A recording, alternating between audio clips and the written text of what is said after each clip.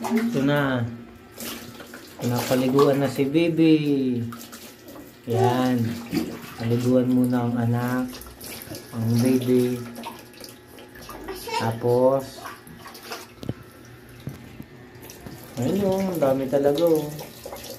Gumagaling tapos hindi naman. Gumagaling tapos nawawala. Hindi naman. Tapos bumabalik. Oh, dami niyang ano, parang pimple sa may nana sa ulo. Yan. Tapos ito ang panggagamot natin. Meron tayong mupirocin ointment. Antibacterial siya.